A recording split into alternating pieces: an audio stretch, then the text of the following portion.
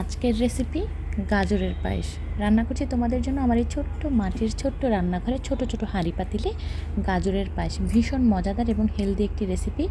প্রথমেই দিয়ে দিচ্ছি একদম খাঁটি গরুর দুধ। এখন রান্না করব তোমাদের জন্য ভীষণ ভীষণ মজাদার গাজরের পায়েস।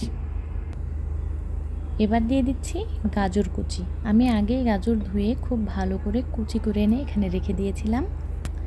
গাজর কুচিটা দলা পাকিয়ে গিয়েছে, তাই একটু নেড়ে দিলাম। এরপরে একে একে সকল উপকরণ দিয়ে দেব।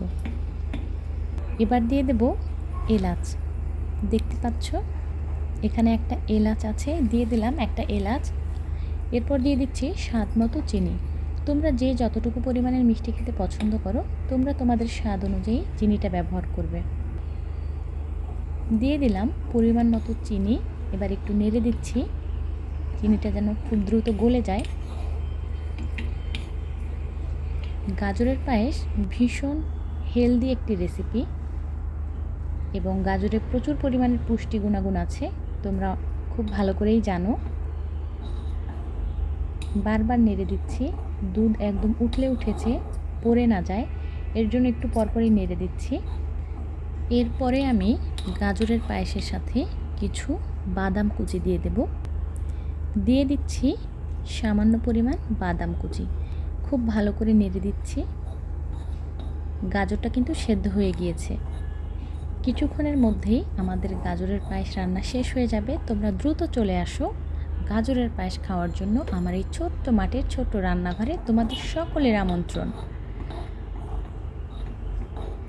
কালারটা অনেক সুন্দর লাগছে। অনেকেই গাজরের পায়েসে ফুড কালার ব্যবহার করে, কিন্তু আমি কোনো খাবারের রং ব্যবহার করছি না। একদম ন্যাচারাল যে কালারটা, এটাই হচ্ছে আমার কাছে দেখতেও ভালো লাগে এবং স্বাদটাও খুব সুন্দর থাকে। এবার দিয়ে দিচ্ছি সামান্য পরিমাণ পাউডার মিল্ক। পাউডার মিল্কটা এর জন্যই দেওয়া, পায়েসের ঘনত্বটা একটু বাড়ানোর জন্য। তোমরা যখন গাজরের পায়েস রান্না করবে একদম শেষের দিকে পায়েস উঠানোর কিছুক্ষণ আগে তোমরা পাউডার মিল্কটা ব্যবহার করবে এবং খুব ভালো করে নেড়ে দিবে। এখন দিয়ে দিচ্ছি সামান্য পরিমাণ ঘি। এটা অপশনাল, এটা চাইলে তোমরা দিতেও পারো, নাও দিতে পারো। তবে ঘি দেওয়ার কারণে খুব সুন্দর একটা ঘিয়ের ফ্লেভার আসে। খাওয়ার সময় যখন ঘিয়ের ঘ্রাণটা আসে ভালো লাগে। তো কথা বলতে বলতে আমার গাজরের পায়েস কিন্তু রেডি হয়ে গিয়েছে। এখন পরিবেশন করব এই ছোট্ট মাটির বাটিতে। গাজরের পায়েস তুলে ফেলছি, এবার সম্পূর্ণটা ঢেলে ফেলবো। ভীষণ গরম এবং দেখতেও কিন্তু ভীষণ মজা হয়েছে। এখন আমরা গাজরের পায়েসের উপরে কিশমিশ এবং বাদাম ছিটিয়ে সুন্দর করে ডেকোরেশন করব।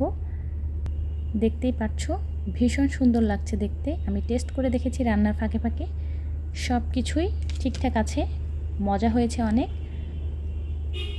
আজকের ভিডিওটা কেমন লাগলো তোমাদের কমেন্টে অবশ্যই জানাবে এবং এরকম প্রতিদিন মজার মজার রেসিপি দেখার জন্য তোমরা সব সময় আমার পেজ এবং ইউটিউব চ্যানেলে চোখ রাখবে এবং আমার সাথে থাকবে। এতক্ষণ ভিডিওটা দেখার জন্য তোমাদের অসংখ্য ধন্যবাদ।